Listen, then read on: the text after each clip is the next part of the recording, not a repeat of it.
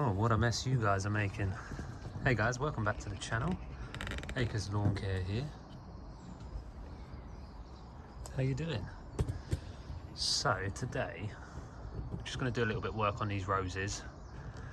As you can see, some deadheading is in order. When you get a lot of rain as well, you know, the petals get damp and heavy and then fall off a lot quicker. So we're going to do some deadheading, and I'll show you guys how I deadhead and why I deadhead. So first of all, what is deadheading? So deadheading is removing the spent bloom basically, and the best time to do this is normally just after its peak bloom, should you say. So for example, this one here, it looks nice, but as you can see, it is starting to, it's just past its peak, whereas this one here, it's at its peak, I would have said. So this one here, we're going to just remove this. As lovely as it is, what I want to do is remove it, give it these bit more space, and then once they're all finished, we'll then cut them down again. So these roses here, they're finished, and what I want to do is I want to cut them back down to the 5 leaf, the next 5 leaves you've got. Now basically that will encourage a better bloom coming from a stronger stem basically. As you can see there, there's 5 there. So what I want to do is I want to take it back down to this one. But what I don't want to do is, you can see how this is downwards facing really. What I want to try and do is, if it was up like that, it'd be fine. But what I want the growth to do is I want the growth to come from here. I don't want the growth, if I cut it here, it is technically an outward facing bud, but what I want to do is I want to sort of encourage it to grow upwards. So I'll be cutting it here instead.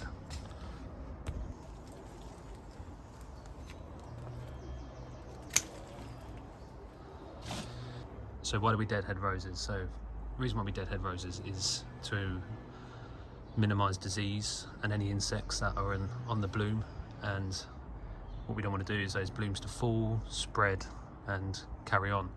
So what we do is we tend to cut the blooms in there just past their peak as they're starting to sort of wilt down. In roses, they tend to bloom every 5 to 7 weeks normally, but as you can see, the old ones are just cut off. You've got these ones that are on their way.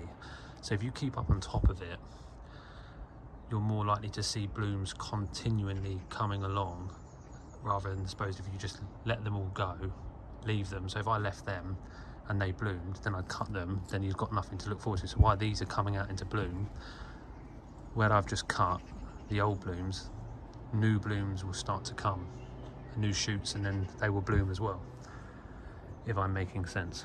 I'm no good at these tutorial videos, but I'm doing my best. Right.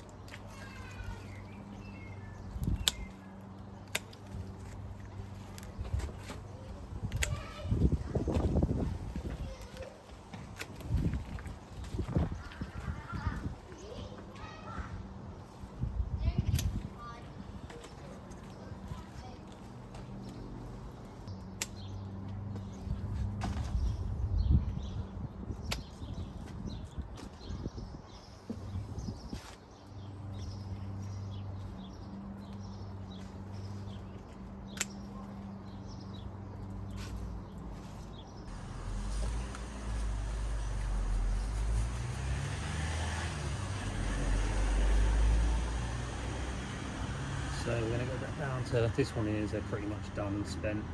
So we're going to take this one back down to 5 leaves at an angle, outward facing bud.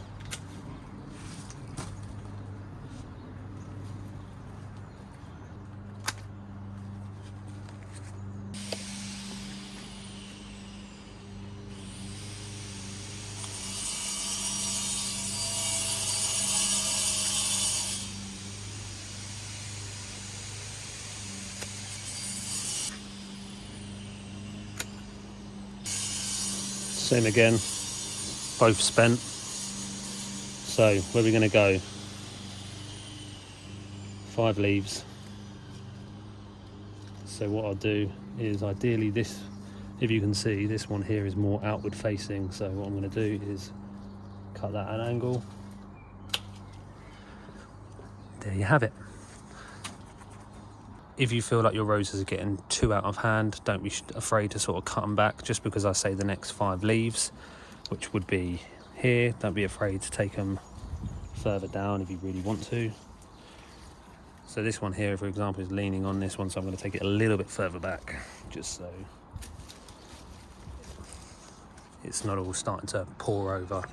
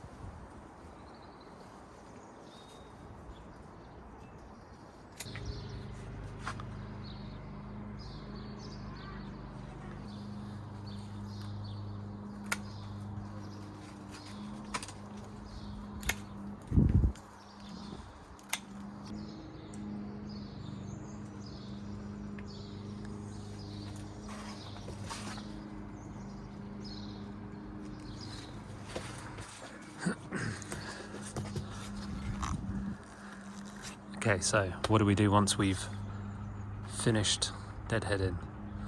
Well, for starters, we clean up, because it makes a mess. Still more to do, but I just want to sort of give you an idea. So, things to remember. Oh, I've just spotted one which is annoying me.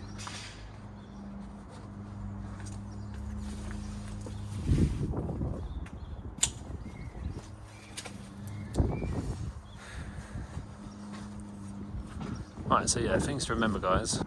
If you see they're sort of on their way out and the petals are starting to drop, that's when you really want to deadhead, or you might be a little bit late. It doesn't matter if you are late. That's not, you know, roses have been growing for years before mankind even started trimming them, and they've done fine, so don't worry. Even if you left them, they'd still bloom. The only reason why we cut them is to encourage the growth of them, and that, you know, we cut them early to encourage that growth, try and get it balanced so that you're getting different blooms coming up at the same time. So, you know, these are finishing, but you can see buds in places which are gonna, you know, they're ready to come out. So the idea is it's just sort of rotating, and if you keep on top of it and doing it, you'll get these blooms all year round. Well, say all year round, sort of, you know, sort of this for example blooms up until about November time and still tries to bloom in December, but that's when we start cutting back and stuff. But anyway guys, thanks for watching. Yeah, sorry if it's not the best tutorial video, but just remember, always cut outward facing buds. You don't want things growing inside, you want it sort of coming out and seeing the blooms, and cutting at an angle reduces moisture from getting in, so that helps try and avoid disease. So try and cut at an angle when you're doing it. Don't cut sort of, so if the water did fall it would land on top of it, it slides off. But yeah, there's a quick video for you guys. Hope you enjoyed it. Apologies if it's not up to normal people's tutorials, but I hope you've been able to take something away from this. Thanks very much.